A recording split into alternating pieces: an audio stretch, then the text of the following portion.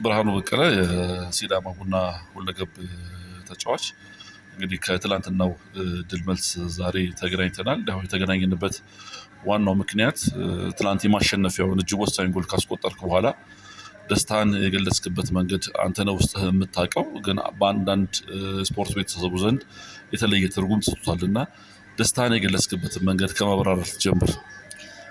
መልካም እንግዲህ ዳኒ፣ በእርግጥ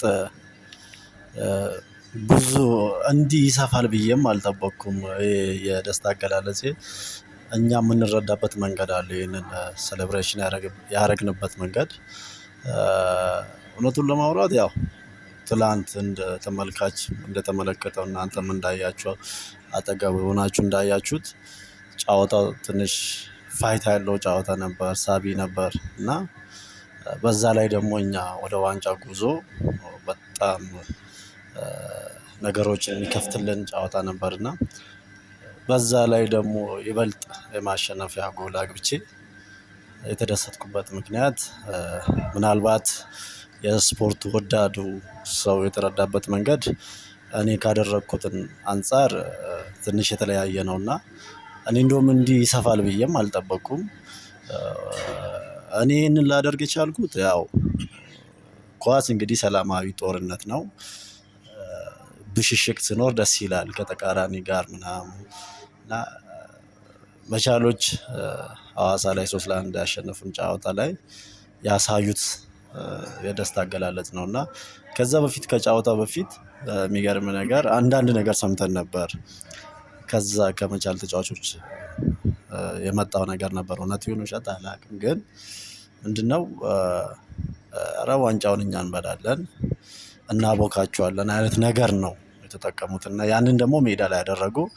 በእርግጥ ሜዳ ላይ የሚገባው ማለት ውጤቱ ይገባቸው ነበር፣ በሰዓቱ ጥሩ ነበር። ግን እኛ መጀመሪያ ቀድመን ይህን ነገር መስማታችን በዛ ላይ ደግሞ ያሳዩት የደስታ አገላለጽ ትንሽ ፊል አድርጎናልና ተሰምቶናልና በነገራችን ላይ ይህን ካሰብን ቆይቷል። ለመግለጽ ያሰብነው ቆይቷል። አጋጣሚ ሆኖ ወደዚህ ስንመጣ በሽንፈት ነው የጀመርነው ውጤቶችን በመጣል እንጂ ቡና ላይ ብቻ አይደለም። እንደዚህ አይነት አጋጣሚ ሌላ ክለብ ላይም ቢሆን ልናደርግ ተዘጋጅተን ነበርና እንደ አጋጣሚ ሆኖ የሚገርም ነገር የተገጣጠመበት መንገድ ይገርመኛል። ተመሳሳይ ሰዓት ነው እየተጫወትን ያለነው። እነሱ ትላንት እዛ እየተመሩ ነበር። ሰምተህ ከሆነ የእኛ ደጋፊዎች ጊዮርጊስ እየመራ ነው ምናምን ሲሉ ሲጨፍሩ ነበር። ያም ደግሞ ይበልጥ ነገሩን አገናኘውና ያንን ጎል በማግባቴ የነሱን ምላሽ ማለት ነው የመልስ ምት እንደማለት ነው እና ያንን ነው የገለጽኩበት። ሲቀጥል ደግሞ የኢትዮጵያ ቡናን ደጋፊ የምሰድብበት ምክንያት የለም። ቢኖረኝም እንኳን እንደዚህ አይነት ነገር አላደርግም። ራሴ የማውቅ ሰው ነኝ ማለት እኔም በእነሱ ቦታ ሆኜ ብሆን እንደዛው ነው የምረዳው። ግን አንዳንዴ በተሳሳተ መረጃ ሰው ሲረዳ ነገሩን ለማጥራት የምትሄደው መንገድ እንደዛ አይነት ሊሆን ይችላል እና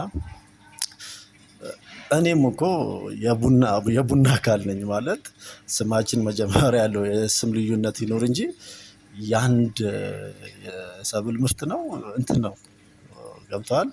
እና እኔም የቡና አካል ሆኜ መገለጫዬ ቡና ነው። እንዴት ቡና እረግጣለሁ የማይመስል ነገር ነው እና ያ ነገር ተከስቷል። በዚህ ልኩ ደግሞ ማስፋትም ጥሩ አይደለም።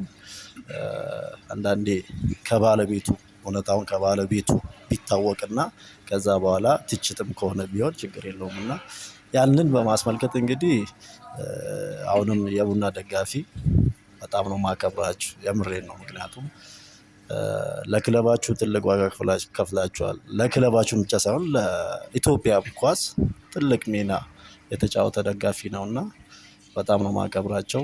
በዚህ አጋጣሚ ይቅርታ ማለት እፈልጋለሁ።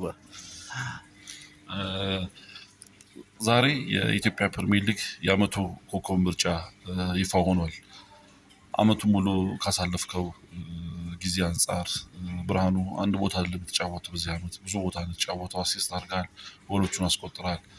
ኮከብ ምርጫ ውስጥ ስም ዝርዝር ውስጥ አልተካተትክም። ጠብቀው ነበር እንደዚህ አይነት ነገር? እውነቱን ለማውራት ያው ጠብቄያለሁ፣ አልዋሽም።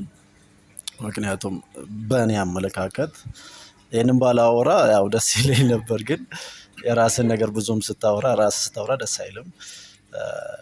ያው ከጠየቀኝ አይቀር ጠብቄ ነበር። ምክንያቱም ማድረግ የሚገባኝን ማለት አሟጥጬ ክለቤን ጠቅሜያለሁ። ከዛ ባለፈ ደግሞ ለስፖርቱ ትንሽም ቢሆን የሰጠሁት ነገር አለ ብዬ ስለማስብ ከዛ አንፃር እኔም ጠዋት ነው ያየሁት እና ከተወሰነ በኋላ የጓደኞቼን አይቼ ምናምን እንደውም አንዳንድ ሰዎች እንዴት ነው ይሄ ነገር ምናምን ብሎ ሲጠይቁኝ በቃ በስልክ ነበር እየጠየቁኝ ስልኬን እንደውም እስከ መዝጋት ድረስ ደርሻለሁ። እና ይረብሻል እንደዛ አይነት ነገር ጠብቀህ እያለ እንደዛ አይነት ነገር ሲሆን ይረብሻል። እና ያው እንግዲህ እነሱ መራጮቹ ያዩበት መንገድ የራሳቸውን አመለካከት አላቸው። ለምን አደረጋችሁ ብዬ አልጠይቅም። ያው ዋናው ህዝቡ መረዳቱ ነው። እና ብቻ እንደ ግል እንደ እንትን ከሆነ ትንሽ ቅር ብሎኛል። የመጨረሻ ጥያቄ ላድርግ። ዛሬ ነገሌ አርሲ ነጥብ ጥሎ ቢሆን ኖሮ 3 ጨዋታ እየቀራችሁ የሊጉን ዋንጫ የምታነሱበትን እድል ተፈጥሮ ነበረ። ጨዋታዎቹንም እየተመለከታችሁ ተካተላችሁ ነበረ። ሆኖም ግን ጨዋታው በነገሌ አሸናፊነት ተጠናቋል። ቀጣይ ሳምንት እርስ በርስ ነው የምትገናኙት። እዛ ጨዋታ ላይ አሸንፋችሁ የሊጉን ዋንጫ ለማንሳት ታስባላችሁ? በሚገባ ያው ማንም ቢሆን እንግዲህ ያለውን አድቫንቴጅ ቻንሱን መጠቀም ይፈልጋል። እነሱም እንግዲህ ለዚህ ነው የሚመጡት። ምናልባት ዛሬ ጥሎ ቢሆን ኖሮ ጨርሰነው ነበር። ያው ግን አልሆነም። እንደውም ፉክክሩ የበለጠ እንዲያምር ሆኗልና እንደዚህ ሲሆን ደግሞ ኳስ ደስ ይላል፣ የሊግ ድምቀት ይሆናልና በመጨረሻም እንግዲህ አሸናፊነታችንን አጠናክረን ወደ ሻምፒዮንነት የምናደርገው ጉዞ ከፊት ለፊታችን እንዳለ ቅርብ እንደሆነ ይህንን መግለጽ ፈልጋለሁ። አመሰግናለሁ። እኔም አመሰግናለሁ።